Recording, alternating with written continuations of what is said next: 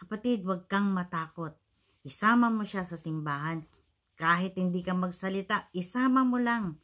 May mensahe yang mapapakinggan mula sa ating Panginoon. Marami siyang gagamitin. Kung natatakot ka, kinakabahan ka, it's alright. Sama mo lang sila. Mahalin mo sila sapagkat mahal sila ng ating Panginoon. Bigyan natin ng kabuluhan ang ating buhay sa mundong ito. Bakit buhay ka pa? Kasi merong gustong gawin ang Diyos sa pamamagitan mo. Amen ba? So, let us pray. At kung nais mong magamit ka ng Panginoon na may mga kaluluwang maligtas, manalangin tayo. Pikit po natin ang ating mga mata. Taas po natin ang ating mga kamay. Let us pray. Lord, narito po ako. At minsan pa, Lord, tinataas ko ang aking kamay, tanda ng aking pagsuko sa iyo. Tanda ng aking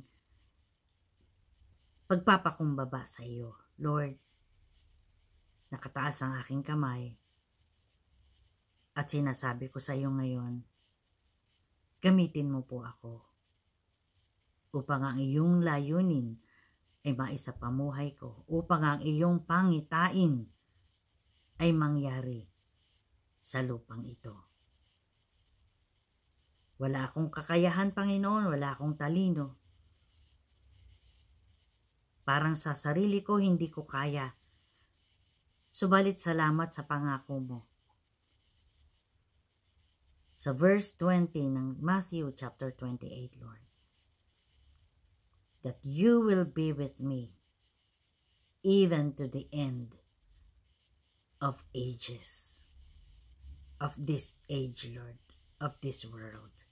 Gagabayan mo ako, Lord, habang nakataas ang kamay kong ito, dalangin ko, bigyan mo ako ng anointing, bigyan mo ako ng kalakasan ng loob, tapang ng loob, Lord, na mag-imbita.